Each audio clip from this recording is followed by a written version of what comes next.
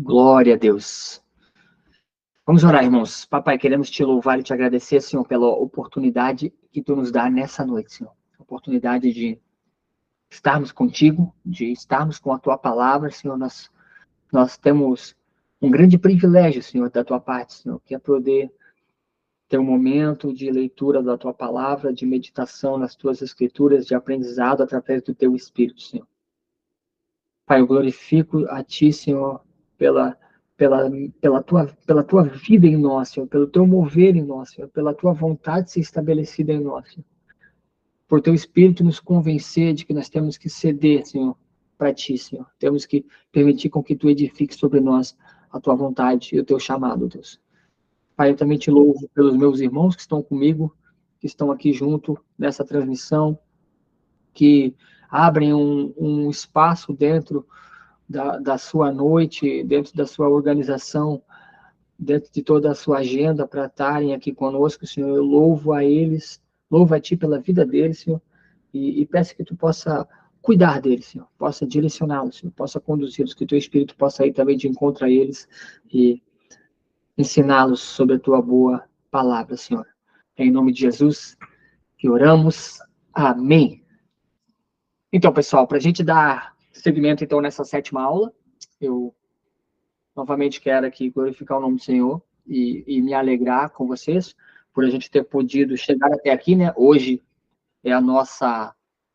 Fazemos 2 meses hoje, né? É muito bom, né? Estamos 2 meses nesse propósito e nesses 2 meses a gente pôde ver que o Senhor, ele conseguiu nos direcionar a algumas compreensões que são base para a nossa fé, que são alicerce, que são fundamento para a edificação daquilo que cremos e que somos no Senhor. Nós falamos aqui, então, no capítulo 1, sobre a natureza da palavra de Deus, o que a Bíblia representa, quem ela realmente é, o que ela representa para nós e como Deus se revelou. Entendemos que Deus se revelou de maneira soberana através do Verbo encarnado na pessoa de Cristo, e Deus se revela e mostra que o Verbo, então, Jesus, é o caminho da reconciliação com Deus através das Escrituras. As Escrituras é a única fonte que a gente pode ter nesse momento para a compreensão dos propósitos de Deus. O Espírito Santo revela a sua palavra por intermédio das Escrituras. O segundo capítulo, o capítulo que nós estamos abordando agora nesse momento, fala sobre os atributos visíveis e invisíveis de Deus. Esses atributos, essas particularidades, esses detalhes da existência de Deus, como ele se manifesta, como ele se organiza. Nós falamos, então, na aula número 4 sobre a pré-existência de Deus, um Deus que ele está além do tempo, né? Ele está acima da compreensão temporal, ele é maior do que a nossa capacidade racional de existir e de pensar. Falamos também na outra aula sobre a soberania de Deus, sobre a sua onipresença, sua onisciência, falamos sobre como Deus age, como Deus reage, como Deus trabalha nesse processo. E a aula de hoje, que também é importante, ela vai trazer três atributos, três faces de Deus que são complementos, que são a complementação das demais áreas. Hoje a gente vai falar, então, sobre a bondade de Deus para conosco, que é manifestada através da sua misericórdia e graça. Vamos ver como é que isso age dentro de nós, por intermédio das Escrituras. A gente vai falar um pouco também sobre a santidade de Deus, como é essa natureza de Deus e por que Deus nos diz que precisamos ser santos como Ele. E vamos também falar sobre a sabedoria de Deus, entender esse processo. Por que os nossos planos, eles terminam na resposta final de Deus, né? O homem pode fazer planos, é o que a Bíblia nos diz. Ao homem cabe traçar planos, mas a resposta final vem de Deus. E vem de Deus porque Deus é sábio, ele consegue contemplar, visualizar, ver, entender, compreender aonde os nossos projetos vão dar. Por isso que ele carimba. Não, isso aqui é um projeto dele, isso aqui é a vontade dele. Vamos lá, então. Vamos iniciar essa nossa aula. Já estou abrindo aqui o material, né? Bases da fé cristã. Esse é o nosso conteúdo. Estamos hoje na 7ª aula, um momento bem importante aqui para nós. que a gente possa construir esse nosso material. Tem alguém pedindo para entrar aqui? Vamos ver, vamos colocar essa pessoa aqui. Seja bem-vindo, meu irmão. Vamos lá, então. Vamos para o capítulo 7, né? Capítulo 7 está iniciando agora. E eu quero já iniciar esse capítulo com a seguinte colocação, apresentando para vocês, então, qual é o tema dessa nossa aula. Deus é bom, sábio e santo. A bondade de Deus, a sabedoria suprema de Deus e a natureza da santidade de Deus. Olhando, então, para essa esfera, né? A bondade de Deus. Da onde vem a bondade? Certo momento, eles estavam caminhando, o evangelista Lucas vai nos mostrar que Jesus recebe um elogio, ou alguém reconhece o atributo de Deus na vida dele e fala para ele, tu és bom. Jesus então disse, por que me chamas de bom? Ninguém há bom, senão um que é Deus. Ou numa outra tradução, não há ninguém que seja bom, senão um, e este é Deus. Numa outra tradição, vai dizer a seguinte, a nova tradução linguagem de hoje, só existe uma pessoa que é boa, e essa pessoa é Deus. Então, a gente pode entender que Deus, ele estabelece um padrão de bondade. E esse padrão de bondade não está categorizado pelo nosso padrão de bondade, porque o nosso padrão de bondade, ele está muito relativo às atitudes que a gente tem, aos atos de generosidade que a gente tem.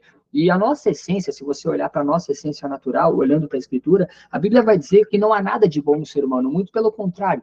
O apóstolo Paulo vai dizer na carta aos Romanos que a nossa natureza está em rebelião com Deus. Capítulo 7, né? Existe uma lei dentro de mim que ela é perversa, que ela me conduz ao pecado, mas eu entendo que a lei de Deus é boa, então existe uma guerra entre a vontade de Deus contra a minha vontade. A carne e o espírito militam dentro dessa batalha. O que a gente precisa discernir dentro de nós é que nós não somos seres que podem, de maneira natural, produzir bondade. Não há como, porque a nossa natureza é caída e depravada. A partir do momento, então, que a gente começa a ter relacionamento com Deus, a natureza de Deus começa a impactar na nossa natureza, é o processo da santificação, né, da regeneração da natureza humana morta, ela vai sair de cena e vai entrar, então, a nova natureza do novo nascimento, né? Para que você possa nascer de novo, a gente precisa morrer. Então, a bondade de Deus vai nos revestir na maneira com que a gente vai permitindo com que o Espírito Santo santifique a nossa vida e transforme quem nós somos. Mas vamos tentar olhar para a Escritura, mais referências que mostram a bondade de Deus. Um dos atributos claros da bondade de Deus é a sua criação. É impossível, de maneira racional, olhar ao seu redor e não perceber a incrível perfeição de todas as coisas que foram edificadas e construídas segundo a palavra de Deus. Todas. A logística de Deus, ela é muito complexa. Não sei se você já leu Gênesis de uma maneira um pouco mais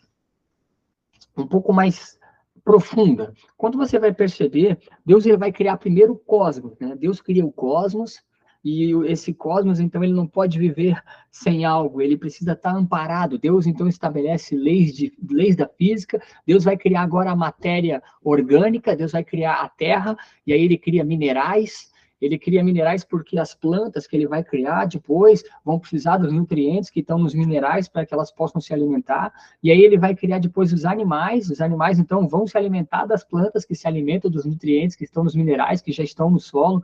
Então Deus, ele tem uma perfeição incalculável em toda a sua construção e edificação do seu processo de criação. Quando a gente está falando sobre esse processo de criação, a gente vai perceber que no final dessa obra magnífica, Deus ele vai falar a seguinte palavra, até coloquei ali no slide, né? E viu Deus que tudo que havia feito tinha ficado muito bom. Olha só, a natureza de Deus sendo revelada na sua criação. Deus é bom, e aquilo que ele constrói e edifica é bom. O processo, muitas vezes, quando a gente está olhando, a gente não consegue ver o quadro inteiro. Não sei se você já foi num ateliê de pintura.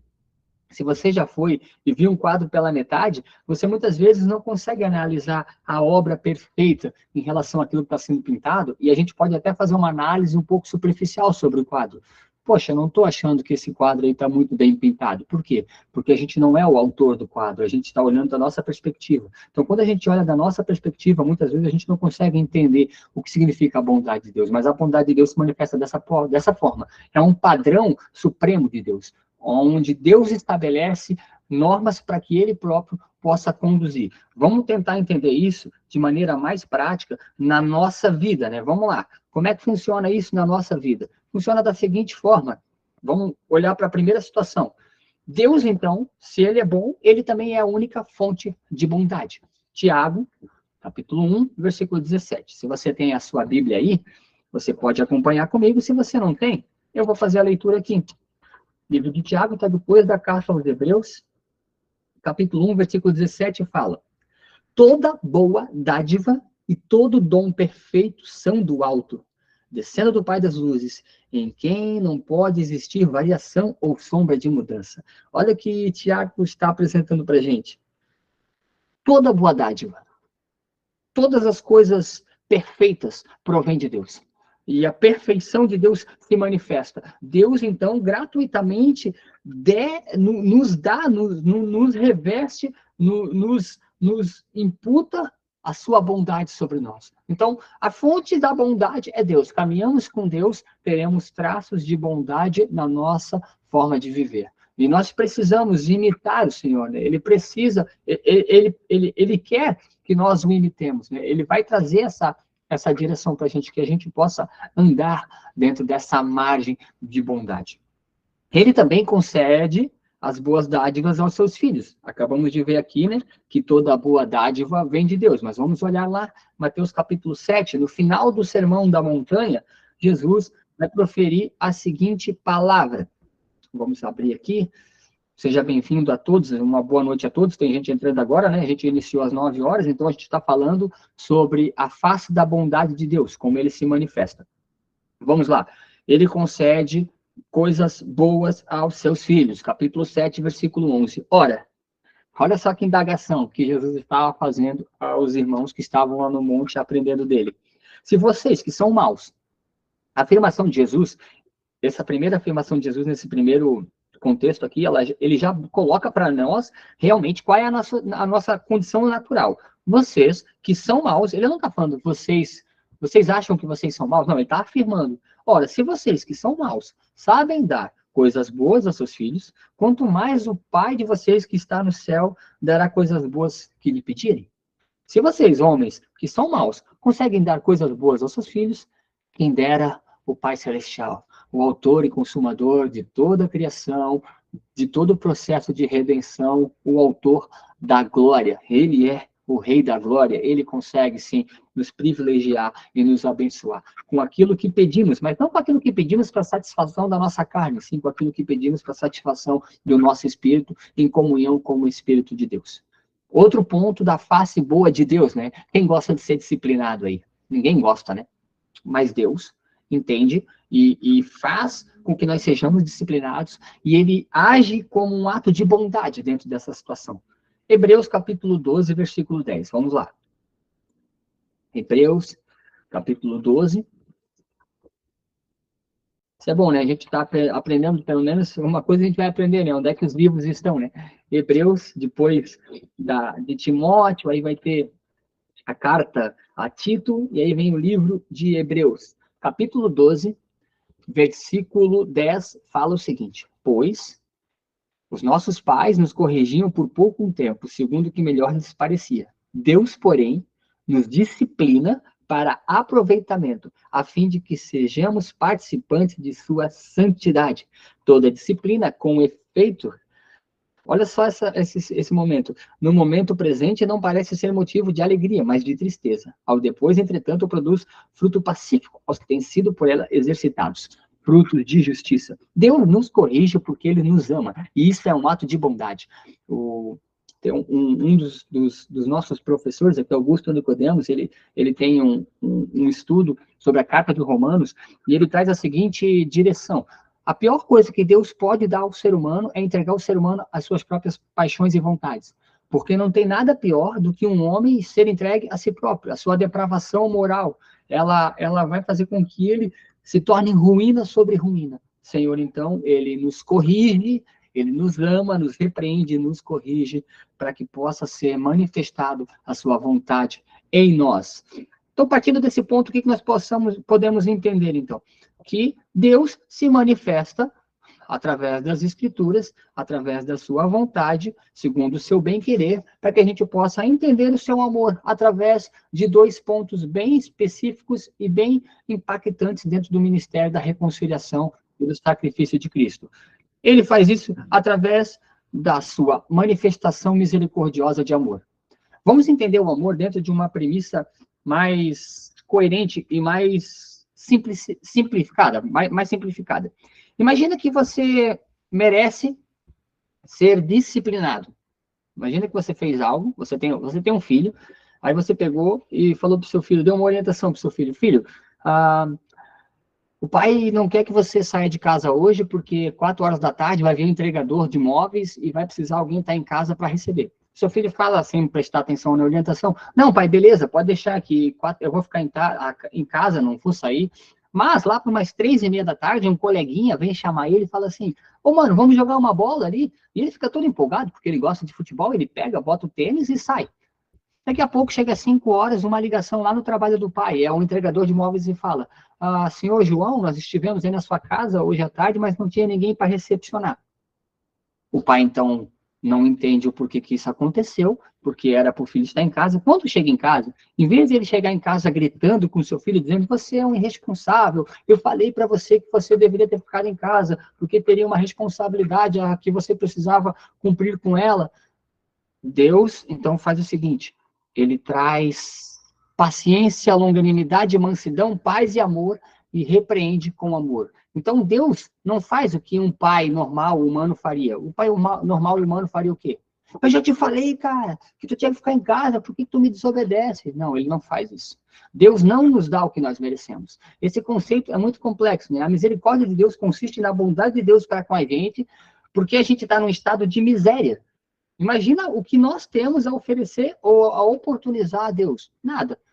O que nós temos, então, é a nossa condição de pecado. O nosso pecado nos afasta de Deus. Deus, então, nos atrai mesmo nós sendo pecadores. Esse é o conceito de que Deus faz um esforço para nos alcançar, né? O que a gente vai entender como a eleição incondicional. Não depende do nosso estado, da nossa natureza, e sim da vontade de Deus. Deus exerce misericórdia para conosco, não nos dando o que nós merecíamos. E o conceito de graça, ele é bem parecido, com algumas diferenças, vamos entender. A graça consiste na bondade de Deus para aqueles que mereciam ser punidos.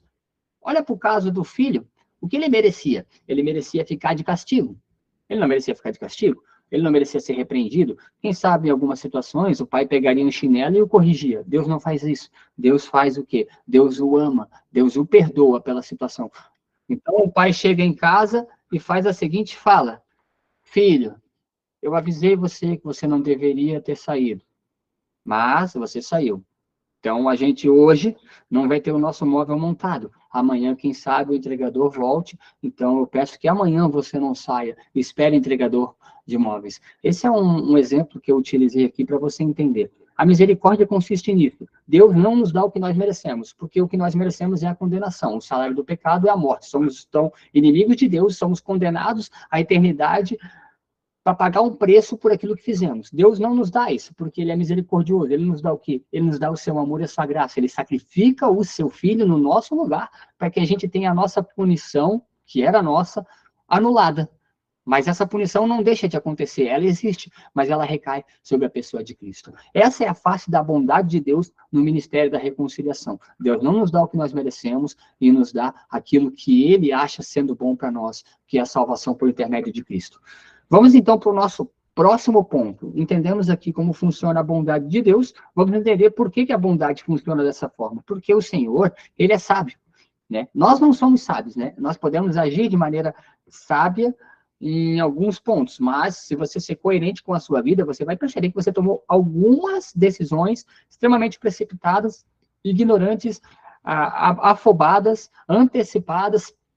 Isso é um processo normal, porque a gente age segundo as nossas faculdades mentais, né, e não espirituais. Nós deveríamos agir segundo as vontades de Deus na nossa vida, porque quando a gente teria que tomar uma decisão, nós olharíamos para o Senhor, estudaríamos o que a palavra nos diz em relação a isso, porque todas as ações humanas se encontram aqui, né, não há nada que a Bíblia não revela sobre o comportamento humano, é um livro também comportamental.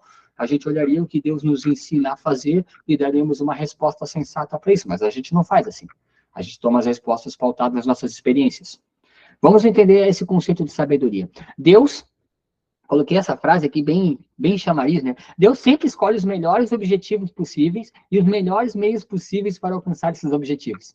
Isso é maravilhoso. Na ótica humana, parece que Deus sempre tinha um plano B, uma carta na manga, porque primeiro ele colocou o homem no jardim, aí o homem desobedece, e aí entra o pecado no mundo, o pecado causa uma destruição moral e uma destruição espiritual no relacionamento de homem com Deus.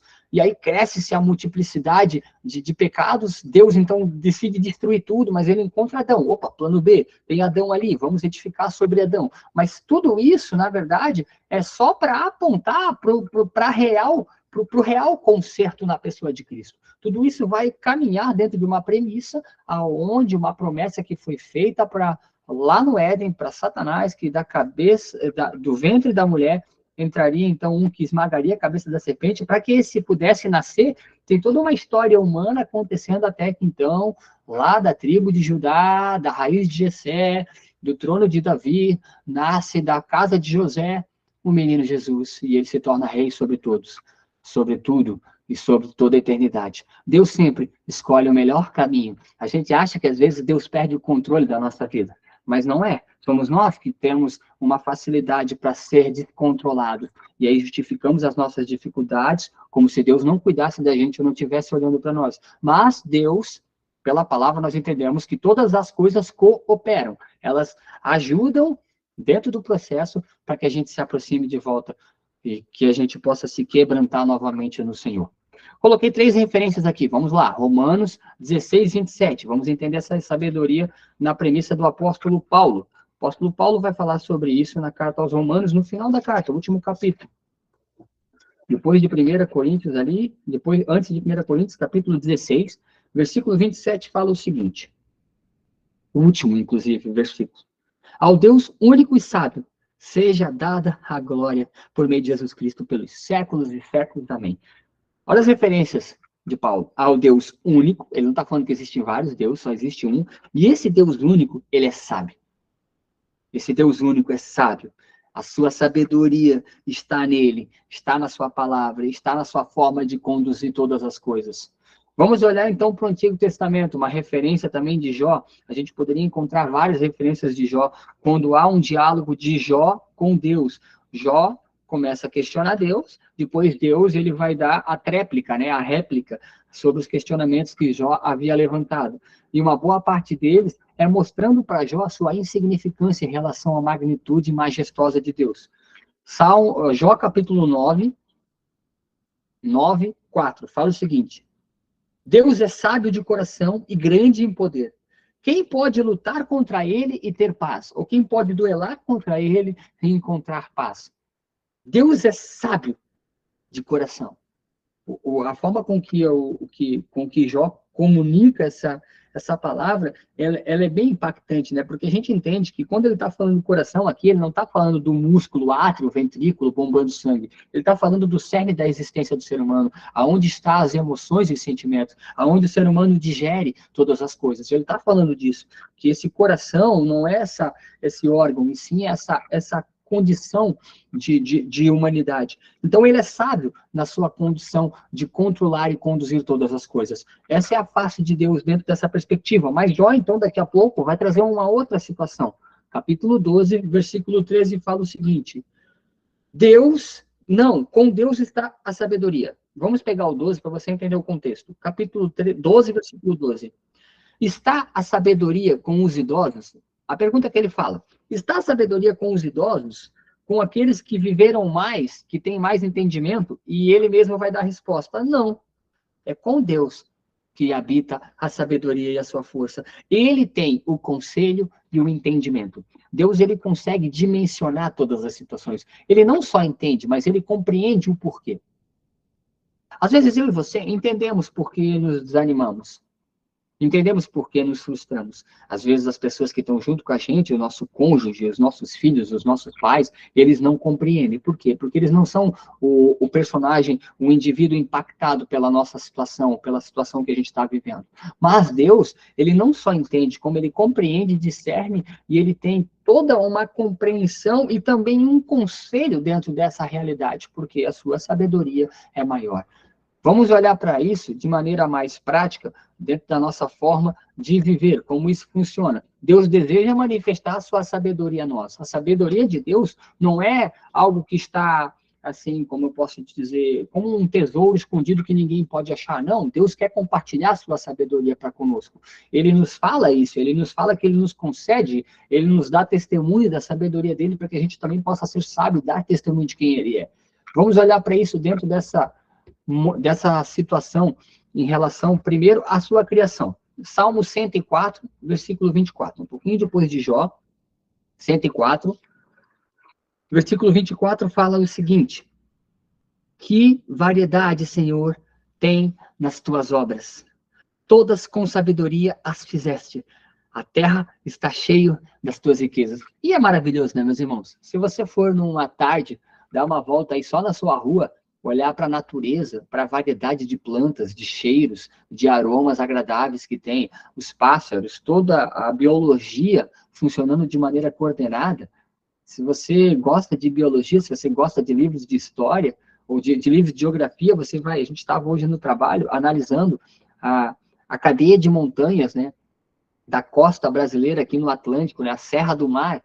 As montanhas, elas impedem com que o vento passe, então, depois da Serra do Mar, o clima, ele já é um clima mais desértico, um clima mais seco. A gente vai entender ali que é um clima mais agressivo, mais para sertão. Por quê? Porque a Serra do Mar foi edificada, então, Deus, ele controla todas as coisas de maneira perfeita. E cada ambiente que ele construiu, existe uma biologia própria, existe toda uma adaptação. Então, Deus, ele tem uma grande variedade de elementos, de preciosidade na sua criação, né? Vários pássaros, todos eles com cores diferentes, tem animais sendo descobertos ainda hoje pela ciência, animais sendo datados, né, descobertos por nós homens, mas Deus já sabia que eles existiam, porque tudo é criação dele. Vamos olhar também no Salmo 19, em relação ao testemunho que ele dá de si próprio.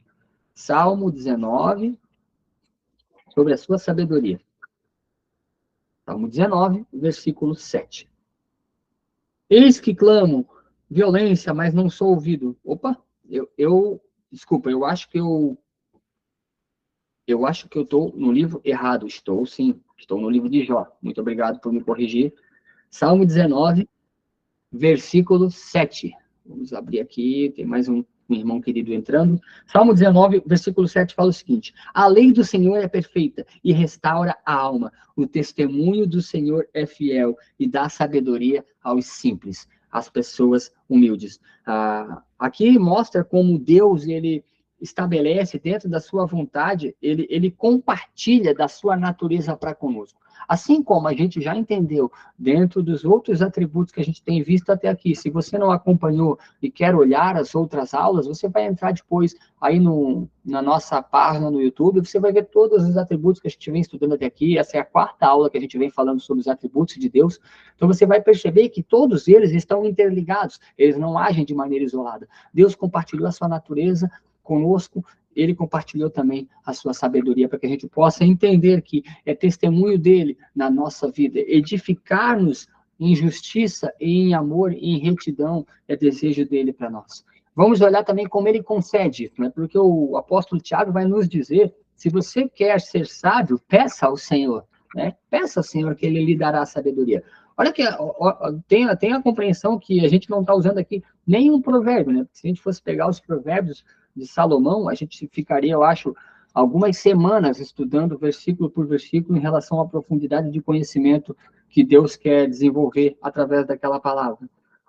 Vamos pegar, então, a carta de Tiago. Tiago, capítulo 1, versículo 5, diz o seguinte: se, porém, algum de vocês necessita de sabedoria, peça a Deus, que ele vai dar a vocês liberadamente, e nada lhes improperará, e nada lhes será concedido. Deus vai nos dar sabedoria. Vamos traduzir isso aqui para um português, porque essa linguagem é um pouco coloquial. Deus nos dará sabedoria gratuitamente. porque é desejo dele compartilhar isso conosco, para que nós nos tornemos sábios, não à vista de olhos humanos, mas sim aos olhos do Senhor, para que a gente possa alcançar a sua graça, para que a gente possa alcançar de maneira assertiva a sua vontade para conosco, para que a gente possa, segundo aquilo que a gente leu ontem, né, 1 Coríntios, capítulo 1, versículo 26 em diante, que a gente possa seguir o propósito da nossa vocação, aquilo que fomos chamados. Mas também, vamos olhar em Romano 8, 28, né, um dos versículos mais conhecidos do Novo Testamento, que vai dizer que todas as coisas cooperam para o bem daqueles que são chamados por Deus. Vamos lá. 8:28. Sabemos que todas as coisas cooperam para o bem daqueles que amam a Deus, daqueles que são chamados segundo o seu propósito. Todas as coisas cooperam. Sabemos que todas as coisas cooperam da parte de Deus. Deus derrama sabedoria para que a gente possa entender que as nossas dores, que as nossas ruínas, os nossos desesperos, as nossas crises de ansiedades, ela nos trazem a um ponto de nos rendermos à vontade de Deus, para que o Senhor possa nos acolher a nossa angústia e trazer a nós paz de espírito, para que a gente possa viver. Então, Deus, ele quer compartilhar a sua sabedoria conosco. Até aqui a gente viu, então, nessa aula, a bondade de Deus explícita nas coisas que ele criou e como ele deseja que a gente possa ser parecido com ele, semelhante a ele na forma de conduzir. Entendemos aqui também sobre a sua sabedoria. Vamos para a parte final dessa aula, que a gente vai falar, então, sobre a santidade de Deus, né? A gente vai falar de maneira reduzida, é claro, porque a gente poderia ficar também, é um assunto bem complexo, mas vamos tentar abordar dentro dessa perspectiva. O que a gente precisa entender, então, nessa condição aqui? A primeira situação é, Deus é santo. Você precisa entender isso. Deus ele não trabalha na mesma esfera que a gente.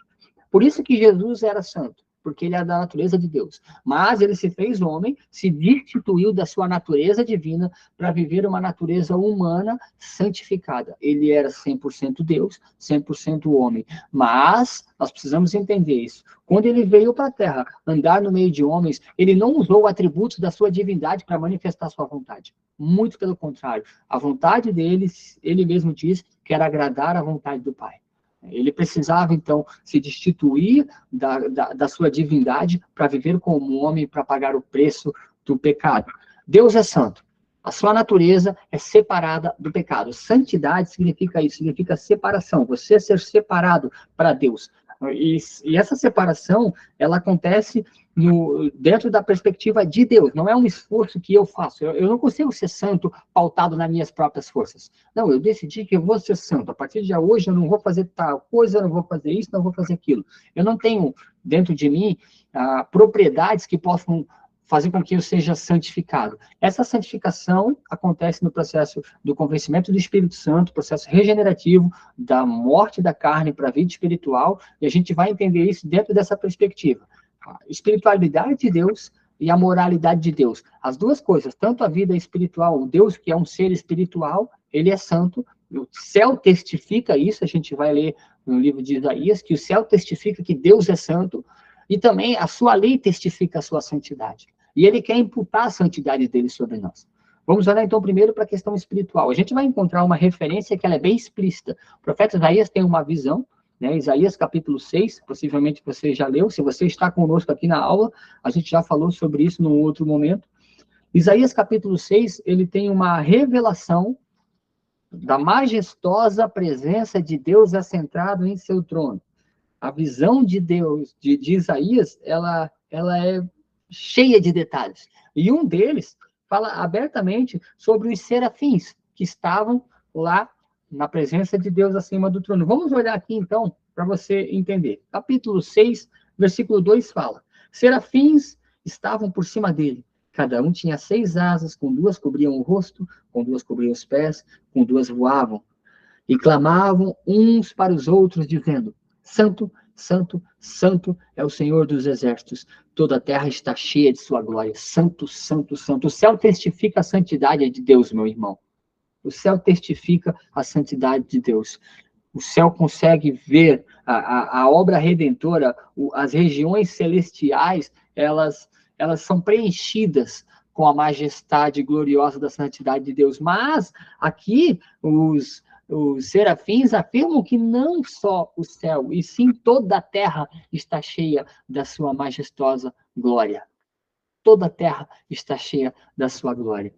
Mas Deus, ele não fica só na esfera espiritual, na sua santidade. Ele também traduz para nós, dentro dos regimentos da sua lei, que é boa, santa e perfeita e agradável, segundo aquilo que Paulo vai dizer, mas é impossível de ser cumprida para pessoas humanas que vivem debaixo do jugo da escravidão e do pecado. Por isso que Jesus veio, então, e cumpre a lei. Mateus capítulo 5 vai dizer, eu não vim para rasgar a lei, eu não vim para anular a lei, muito pelo contrário, eu vim para cumpri-la, não passará nem um tio nem um jota. Eu farei com que toda a lei seja cumprida em mim, porque eu sou o cumprimento dessa lei. A lei, ela não trazia um caminho que nos levava a Deus, ela simplesmente apontava a nossa necessidade de viver com Deus. Então, o Senhor, ele vai nos direcionar dentro dessa perspectiva. Vamos olhar para essa questão moral. Eu acho que tem alguém pedido para entrar aqui. Não, alguém levantou a mão, não sei. Eu tenho um barulhinho aqui. Vamos lá, seguimos. Como é que funciona essa situação da lei moral? Livro de Levíticos, né? Levíticos capítulo 19. Levíticos é um livro majestoso. Se você gosta de ler um livro que vai trazer um grande ensino em relação à lei de Deus, o livro de Levíticos, ele vai trazer, claro que a gente vai encontrar também no livro de Deuteronômio, mas no livro de Levítico a gente consegue entender com mais profundidade. Capítulo 19, versículo 2 fala o seguinte: fale a toda a congregação dos filhos de Israel e digam a eles: santos sereis, porque eu, o Senhor, o vosso Deus, sou santo. Vocês precisam ser santos, porque eu, Deus, sou santo. E aí ele vai começar a aplicar aqui uma série de regras, de diretrizes, que a gente possa alcançar a santidade na questão moral. Entenda isso. Na questão moral, como a gente pode ser moralmente santo, não espiritualmente santo, como a gente pode ser moralmente santo. Deus vai trazer aqui para a gente essa situação. Cada um respeitará a sua mãe, respeitará o seu pai, guardará o sábado. Ele vai trazer aqui a repetição de algumas leis que estão instituídas nas tábuas que Deus entregou a Moisés como os mandamentos primordiais. Ele vai também trazer outras leis que são necessárias se observar para alcançar santidade nas nossas ações.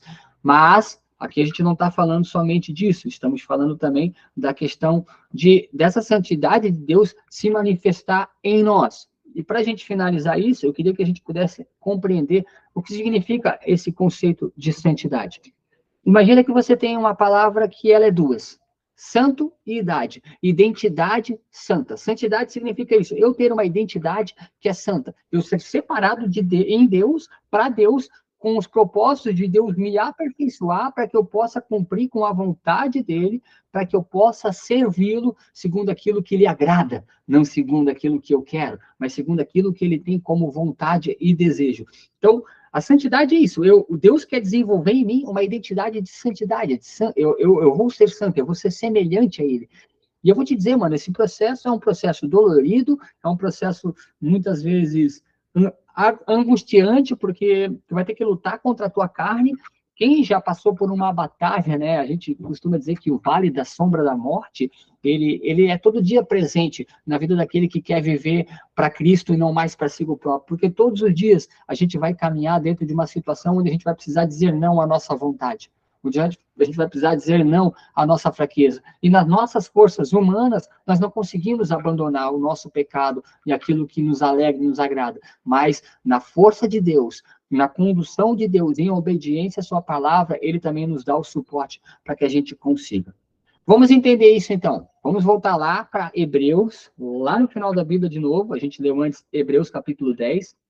Meu cachorro está chorando ali na porta. Tá até engraçado aqui. Hebreus capítulo 10, capítulo 12, perdão, versículo 14 fala o seguinte: sigam em paz com todos e a santificação, sem a qual ninguém verá a Deus. Querido, entenda isso, né? Por meio do poder do Espírito Santo, na obra majestosa e redentora de Cristo na cruz do Calvário, morrendo pelos nossos pecados e ressuscitando no terceiro dia, nós precisamos nos esforçar para alcançar a santidade.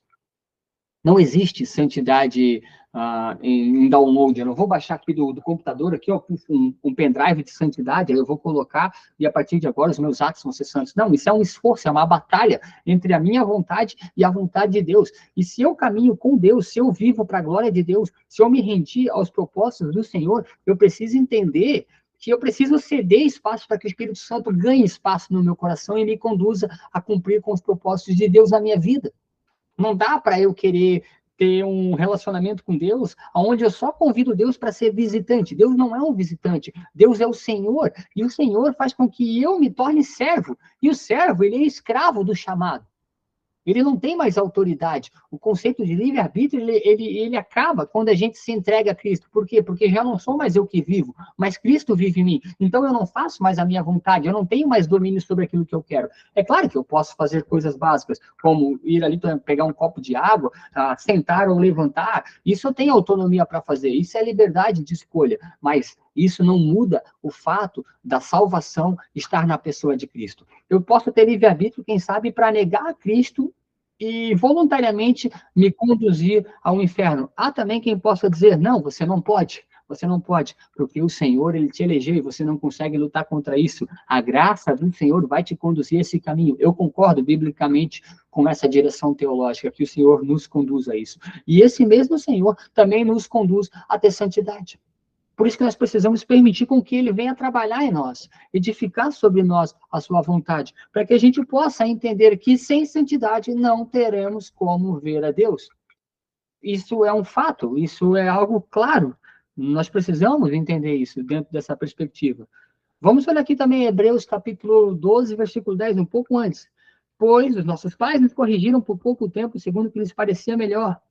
Deus, porém, nos corrige para aproveitamento, a fim de sermos participantes de sua santidade. É através da correção, do amor de Deus, que a gente consegue caminhar segundo a sua vontade. O Senhor nos corrige porque Ele nos ama, querido. Então, se alegre se no momento da tua caminhada você ser corrigido pelo Senhor. Por mais que na hora vai dar vontade de sair correndo, de pegar o balde, de dar um chute na barraca, de não falar mais com ninguém. Mas é o Senhor que está produzindo isso com o efeito de fazer com que nós sejamos semelhantes a Ele em santidade. Para finalizar, então, a santidade consiste em ser conduzido e viver como participante da natureza santa de Deus na obra redentora de Cristo em obediência à sua palavra. Isso é a santidade de Deus. Essa santidade, ela pode ser alcançada por nós humanos mediante o convencimento do Espírito Santo, através, sim, do nosso esforço em obediência à sua palavra. É isso, meus irmãos. Finalizamos por aqui. Eu sei que possivelmente possa surgir algumas perguntas. Vou abrir esse momento para que a gente possa fazê-las. Então, deixa eu aqui liberar as nossas câmeras, liberar os nossos microfones, liberar aqui, está liberado. Vou fechar aqui também a nossa apresentação. Agradeço pela oportunidade de estar com a rapaziada aqui. Tem bastante gente, né? Fico feliz, né? A gente está aqui para isso, para servir os propósitos de Deus. Para que você que possivelmente está vindo o primeiro dia hoje, né? A gente tem usado esse material aqui, ó. Inclusive, eu estou te devendo, tá, Fernando? Mas hoje a gente acerta no final da aula como a gente vai fazer para eu comprá-lo e enviá-lo aí na sua casa. Base da Fé Cristã, o Wayne Grudem. O Wayne Grudem é um teólogo que tem uma visão reformada em relação às escrituras, e esse trabalho que ele tem é um trabalho de uma vida, né? Esse livro, então, ele sintetizou a teologia reformada dele, teologia sistemática, perdão, em 20 fundamentos ou 20 diretrizes que nós cristãos precisamos ter para que a nossa fé não seja abstrata, irreal, fantasiosa, cheia de crendice, mística, para que a nossa fé ela não vá para a esfera do que eu penso em relação a Deus, e sim o que a Bíblia nos mostra que Ele é. É isso, fica à vontade aí, se alguém tiver alguma dúvida, fica à disposição. Deixa eu olhar o chat aqui, nada no chat, ótimo. Vamos lá, tem alguém com alguma pergunta? Fique à vontade.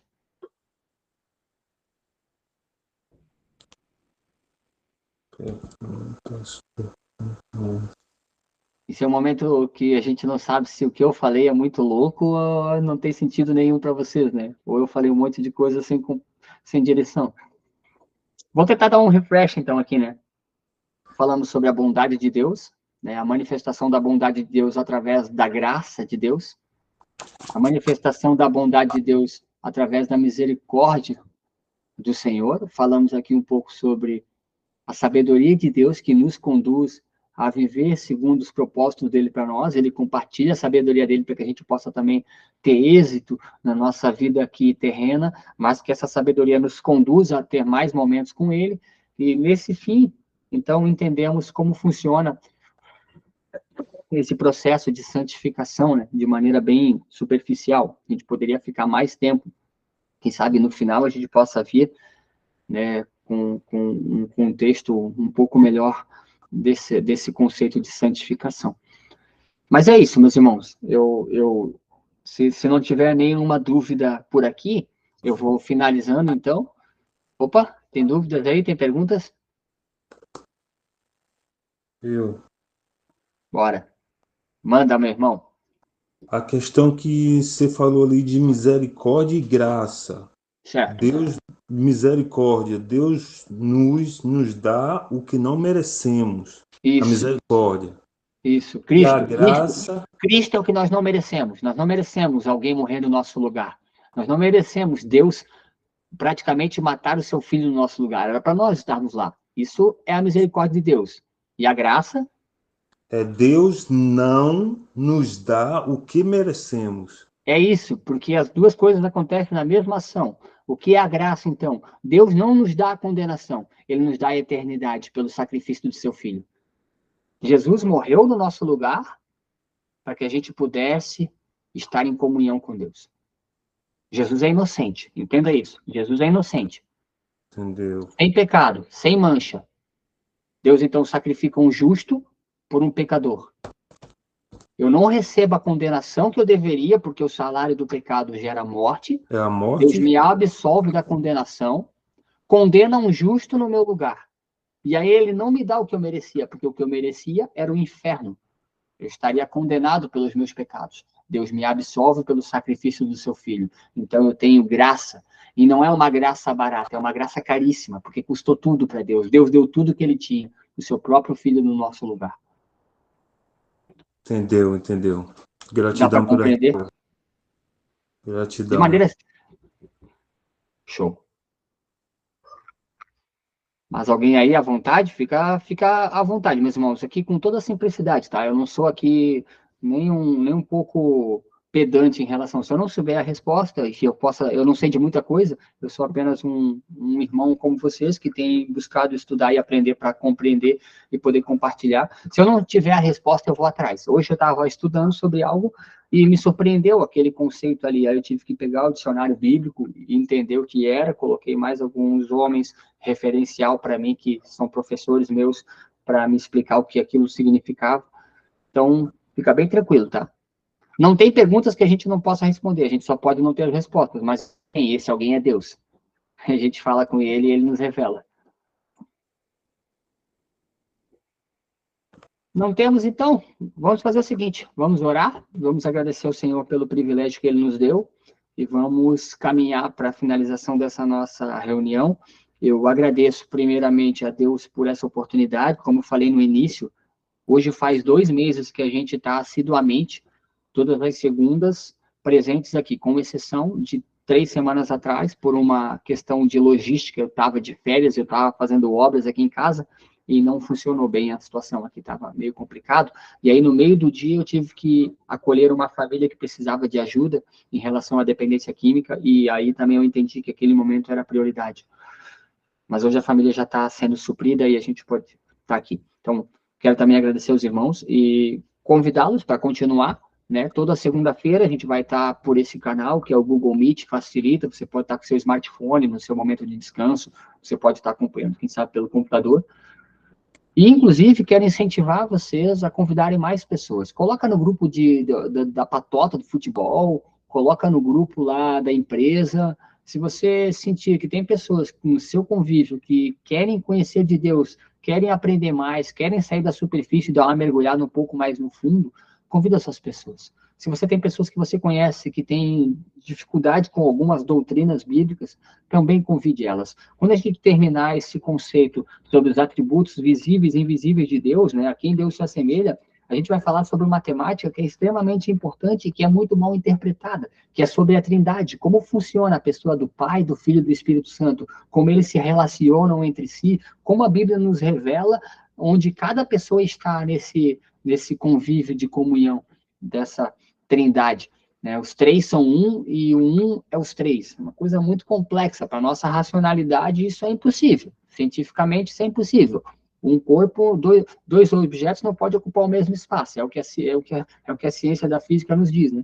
Mas a ciência de Deus, ela é diferente da ciência humana. Então vamos orar, meus irmãos? Papai, nós queremos te louvar e te agradecer por essa oportunidade que tu nos dá. Mais um dia estarmos aqui, Senhor. Eu te louvo e te agradeço, Senhor, pela tua palavra que é santa, viva e eficaz, Senhor. É o nosso tesouro incalculável. Aquele que o acha, Senhor, ele tem o maior tesouro em suas mãos, Senhor. Tua palavra na nossa mão, Senhor, é uma faca afiada, Deus. Ela corta, Senhor, ela discerne, Senhor, ela muda a realidade, Senhor. E nós temos, Pai, o privilégio, Pai, de viver num lugar, num país, onde nós temos liberdade de crença religiosa, Senhor. A gente pode professar nossa fé, Senhor. Papai, a gente também tem um pouco de insegurança, porque a gente vê diariamente os ataques que temos recebido por proferir a nossa fé em Ti, Senhor, por sermos confessionais na Tua pessoa. Mas nós também entendemos, Senhor, que os nossos antepassados passaram por provação e privação, Senhor, por perseguição e morte. Se porventura precisarmos passar, Senhor, nos dá força, coragem, sabedoria e ousadia para não recuarmos, Senhor, para continuarmos caminhando segundo o que a Tua palavra nos ensina, de fé em fé, Deus. Eu te louvo também, Senhor, pelos meus irmãos e abençoo eles, Pai. Em nome de Jesus, eu abençoo eles em todos os seus empreendimentos. Se eles, claro, estão direcionados por Ti, Senhor. Se não estão direcionados por Ti, se estão direcionados pela sua natureza humana, Pai, em nome de Jesus também, Pai, aqui nós intercedemos para que Tu possa intervir, Senhor. Eu sei, Deus, que Tu respeita, tu obedece os preceitos do coração do homem, tu não vai forçá-los a abandonar tais coisas se não for da tua vontade, se não for da vontade dele próprio, porque tu não força ninguém a caminhar contigo, tu oportuniza, é claro, Deus, mas nós entendemos também que tu continua convencendo a ponto de a pessoa mudar de direção, mudar de opinião, mudar de conceito, mudar de consciência e te abraçar em amor, Senhor, que tu possa abraçá-los, Pai. Pai, em nome de Jesus, eu também oro pelas famílias deles, Senhor, que eles possam ter, Pai, uma semana de comunhão plena, que os pais possam amar os seus filhos, amar as suas esposas, que as esposas possam amar os seus maridos e amar os seus filhos, que eles possam caminhar em comunhão com a tua palavra, Deus. Também oro por cada irmão, por cada ministério, por cada igreja que nessa noite está aqui, Senhor. Nós não somos parte de um único lugar, Senhor. Nós somos de vários lugares, Senhor. Tem pessoas lá do outro lado do Brasil nesse momento conosco, Senhor. E tu as vês, Senhor. Então também nós oramos aqui e pedimos que tu possa abençoar as diretrizes e as direções, o pastoreio, o presbitério dessas comunidades, desses irmãos que congregam, e que tu possa também trazer, Pai, Bíblia a eles, Senhor, que eles possam ter amor pela tua palavra, estudar a tua palavra, e que as igrejas que eles congreguem possa ser uma igreja norteada pela tua palavra, Senhor. Tu possa cuidar deles, Senhor.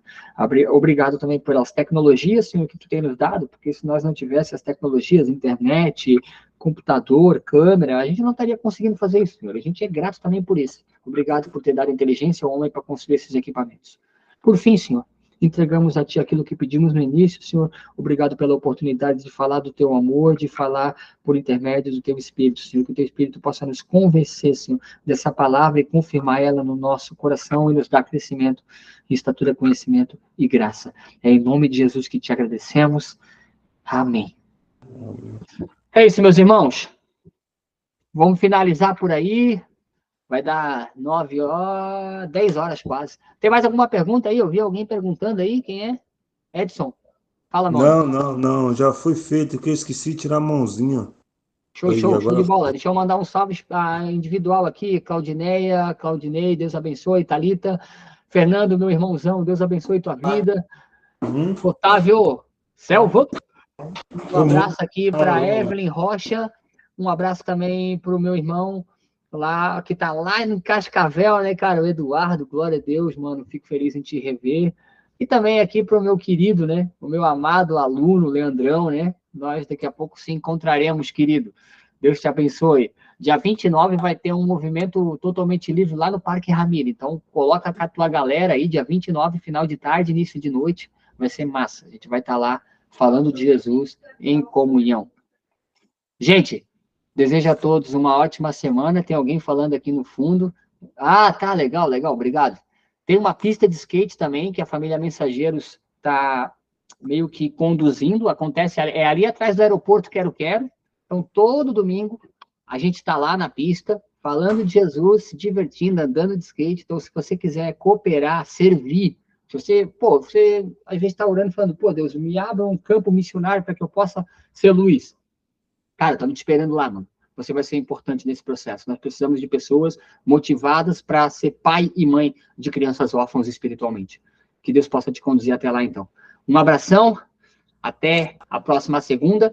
Quarta-feira, esse vídeo dessa aula já vai estar disponível. Se você quiser compartilhar com seus irmãos, você vai ter a possibilidade. Um abraço, te amo, tá? Até a próxima oportunidade, em nome de Jesus. Valeu, meu Valeu! irmão. Gratidão. Valeu, boa noite. Boa noite, até a próxima, galera. Vou desligando Eu- aqui. Deixa eu só- Glória a Deus. Aleluia.